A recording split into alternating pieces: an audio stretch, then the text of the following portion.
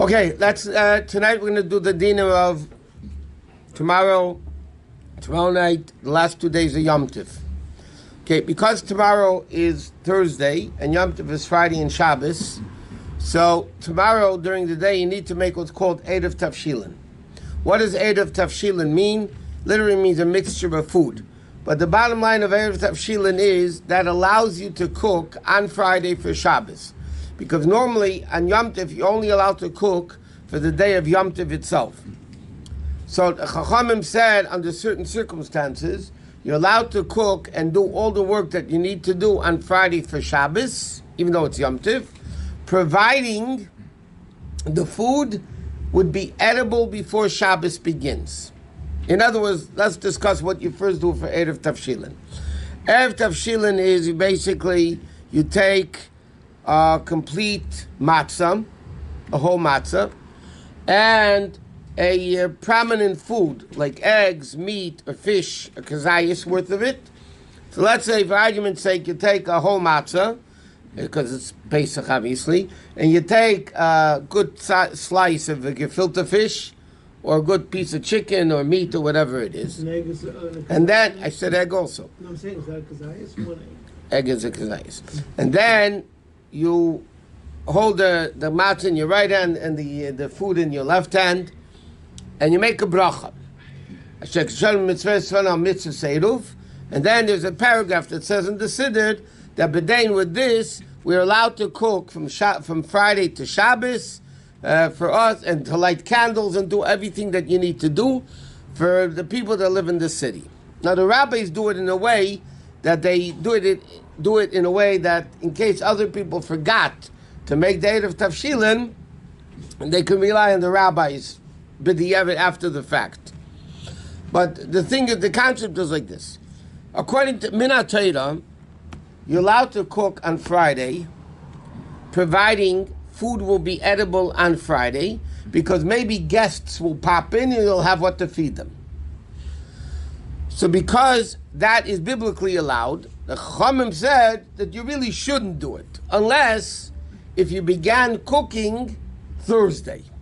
If you began doing things in the cooking for the meal on Thursday, then the Chachamim allowed you to continue cooking on Friday, providing the food is edible on Friday. Which means, in simple English, you can't put up a cholent Friday late afternoon for Shabbos day. If you want to put up a cholent, you have to put it up Friday morning, Friday early afternoon, that it's edible. Doesn't have to be cholent cooked. It has to be edible before Shabbos begins, and then because biblically guests might be coming, that you'll be able to feed them.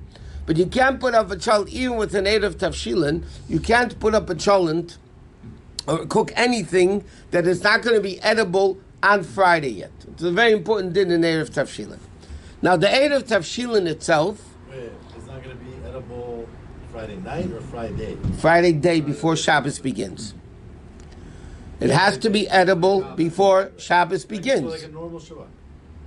No. A normal Shabbat, you can put up a cholent right before Shabbos, and it cooks overnight. But it has to be edible before, or 50% edible. No, not necessarily. Not if you have a blech. Okay, we're not learning Hilchos Shabbos now. But the bottom line is the food that you make Erev Tavshilin. So tomorrow during the day you need to make Erev Tavshilin. Okay? Now, what do you do with the matzah and the fish, or the meat or the egg? You put it away to be eaten on Shabbos. If the food gets eaten up before, then you don't have an Erev Tavshilin. So it's like you didn't make one. So in order to have an Erev Tavshilin, you need to put away the matzah and the fish in a safe place. Now, so tell me again, what do you have to do with the matzah and the fish? You have to... It's in the Siddur, it's by Erev Tavshilin. You pick it up and you make the bracha, and then there's a paragraph that says in Aramaic, but you could say it in English, any language you understand. With this, we are allowed to cook on Friday and light candles from Friday to Shabbos and do anything that's needed on Friday for Shabbos. And that's what the Erev Tavshilin permits you to do. But the Erev Tavshilin only permits you to do it if the food is going to be edible on Friday. If it's not going to, even though you're not eating it. But what do you do? What do you do with the Erev You put it away for Shabbos. Because if it's eaten before Shabbos, the matzah doesn't matter so much. But if there's no kazayas of fish or egg or meat left over, then you don't have an erev tavshilin. Therefore, what do you need to do? You have to put it away safely, and the custom is to eat it on Shabbos. Who eats it? Anybody, whoever wants. Not Eat. the one who makes the bracha? You need to make erev tavshilin anyway because you need to light Shabbos candles. So there, can I finish? You put the erev tavshilin is set for Shabbos. Anybody can eat the food on Shabbos. Now the custom is that you once you start a mitzvah, you like to continue doing more mitzvahs. So therefore, what do? You use this matzah Friday night as the second matzah, not the one you're eating. Now you use it Friday night as the second one, and you don't use it. You put it away for Shabbos day, and then Shabbos day, unless you're having shalosh shudas, you eat it Shabbos day. If you're having shalosh shudas, then you put it away again for shalosh shudas. And the fish, the egg or the meat, is eaten by anybody, anytime on Shabbos. Once Shabbos comes and the erev tavshilin exists, you have a kosher erev tavshilin, and that's not the problem. So that's what needs to be done with the erev tavshilin. Does it make a difference if you save the egg or the matzah? You have to save, especially the food, not the matzah. You need to have. You're saying use it for the second. And then That's only the matzah, not the food. what difference does it make which one you use? Because the egg is easy to eat at the end of the day. But what if you're not gonna, like, you think you're not sure if you're gonna have lunch at home, and then So then you could eat it Friday night. but should you save the egg because you can always pop Well, it? let's continue. Now, tomorrow night is Yom Tif, obviously. Now, Shvii Shel Pesach is not a separate Yom Tif. Shmini Atzeres, the Gemara says, is in 6 things considered a separate Yom Tif. So therefore, on Shmini Atzeres, in davening and in Kiddush, we make a Shechionu. But for Shvii Shel Pesach, it's not a separate holiday. So therefore, the Shechionu we made at the beginning of Yom Tif goes for the whole Yom Tif. So therefore, not at candle lighting, not at Kiddush, do you make a Shechionu. Not tomorrow night, not the first night, and not the second night. Okay, that's as far as davening is the same Yom Tif davening, except no Hallel at night. Even Yom Tif, it's half Hallel, not the complete Hallel. But davening is basically the same, like a regular Yom Tif, except no Hallel at night and no complete Hallel, half Hallel. Tomorrow night, which is Shvii Shel Pesach, the custom in many, many places to stay up a whole night, learning, farbrengen, doing various things. So as we have every year, we have a farbrengen in my house after eating, for all those that want to come to farbrengen for a while, get into the spirit of Kriyas Yamsov, of the splitting of the sea. So everybody's invited after davening. Shvii Shel Pesach in the morning, we read Oz Yashir. It's, at that time of it's Yom Tif. And then it's a regular Yom Tif day. Achon Shel Pesach, which this year is Shabbos. So we have Yizker. In Eretz Yisrael, they do it on the 7th day. It's interesting. Normally in Eretz Yisrael, they have 7 days Yom Tif. But this year, the 7th day is Friday, and it goes straight into Shabbos. So they're really keeping, even in Israel, 8 days. But technically, it's a regular Shabbos. They're not davening anymore Yom Tif. They're already. They have to keep it. They're going to read, no, but in the Torah, they're going to read Achrimes. They're going to be a parsha ahead of us for the next few months. Until Matis Masi. We read already after this. We say it again. We didn't read Shabbos Achrimes yet. So, Achrimes, they're going to read the day, when we celebrate 8th day of Pesach, they're already starting the next Shabbos, because by them it's not Yom Tov anymore. They can't eat chametz, technically, practically speaking, where they're going to get it from. Yeah. I mean, so there's no, they can't get it. So, but again, it's a Friday night Kiddush, it's a Friday night davening, it's not Yom Tov anymore. By them, it's over Yom Tov, just practically speaking, they have to eat matzah for another day. We say gam berina u'betzala, we say gam besimcha. Okay, but that's not... Okay, now Achon Shel Pesach is the revelation of Mashiach. So therefore, it's the famous custom. The Baal Shem Tov used to do this, and by the way, they bring down that the Vilna Gaon also made a meal at the end of Pesach. But in the end, in Chabad, the custom is we call it Sudas Mashiach. Sudas Mashiach it's the revelation of Mashiach, and as Rabbi says, it comes even into physical eating at Inyan Mashiach. So 1 second. So here in Shul, for those of you that haven't been here in the past, we have a very big Suda for Shvii Shel Pesach. We start Mincha early and have the Suda right away.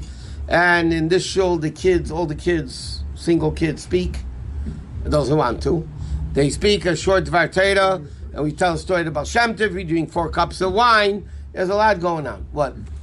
So Friday night, if we're eating out, but we're going to go to davening, when do I light candles? Because it's Friday night, you have to light candle time early. The regular Friday night candle lighting is going to be like 7:14. Yeah. Light it before I go Yeah. to davening? Yeah. Okay. 7:14. What? Rafi wants to know when is Sudat Mashiach. Shabbos afternoon. I said Shabbos afternoon. When's the Suda? Shabbos afternoon. What time? 5:15 is Mincha. Would happen early, and then right after Mincha is so that we wash and. So that's as far as the next few days go. Once again, tomorrow morning is regular davening, no Mizmor Seder. Tomorrow afternoon or tomorrow morning you have to make an Erev Tafshilin, don't forget. The Gemara tells a story that one of the rabbis forgot to make an Erev Tafshilin. So the Rav of the city said to him, okay, you can rely on mine. It happened the second time that the rabbi forgot, and he went back to the Rav of the city and said, now tough luck, now you can't rely on mine. Now you're negligent.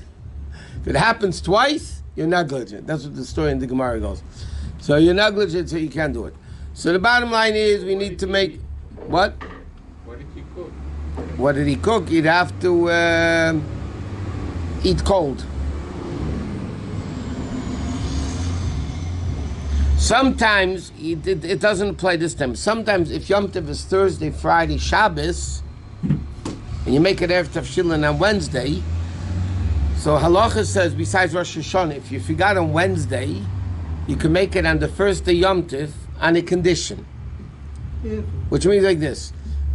We keep 2 days out of doubt, so to speak. Okay? But one of the days is the real Yom Tov, either the first day or the second day. So you say like this. If Yom Tov is Thursday, then I don't need to make an Erev Tafshilin because Friday is weekday. I can do whatever I want. And if the real Yom Tov is Friday, then today, Thursday, would be Erev Yom Tov. And then I can make a Erev Tafshilin. That's what you have to do. You make a Buddha, according to the Alter Rebbe, with a bracha, and you make an Erev Tafshilin on, if it's only Thursday, Friday, and Shabbos. But this year it's Friday and Shabbos, at least now, it's Friday and Shabbos. You can't have that leeway of an extra day because Friday and Shabbos. But you have to make sure the food is completely cooked before Shabbos. Let's see what there is about, anything more about. Affected by, now we know exactly when the moon cycles are. And It doesn't matter because now we still keep it as the whole Gemara's argument that, that we don't know really. Now we do know really kind of what it, even though there's no. we know as much as they do or less. Probably less. But it's just called Minhag Aviseinu B'Yadeinu, or they would call it in Fiddler tradition, and tradition is tradition, and that's what you have to keep. Now, one more thing about Yizkor, that we say on Yom Tiv. So there's a lot of different customs. In the first year, if somebody lost a parent, do they say Yizkor? Don't they say Yizkor? So Chabad custom is they stay in the shul, but they don't say Yizkor for the first year. There's a lot of different customs and traditions, but Chabad tradition is the first year of the parents. If it's the first parent they lost, so they stay in the shul. They don't go out, but they don't say Yizkor. Yeah, I think you answered it. So if you have another parent, You have another parent that passed away, then you stay in anyway for the other one, right? do it regular. But you don't say Yizkor for that year. As in your case, right? Your mother passed away, so you're inside saying Yizkor for your mother, but you don't say Yizkor for your father.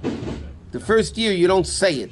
You can stay in shul, but you don't say it. When does it Well, count? Lights one candle each parent if you lost both, or one candle for both?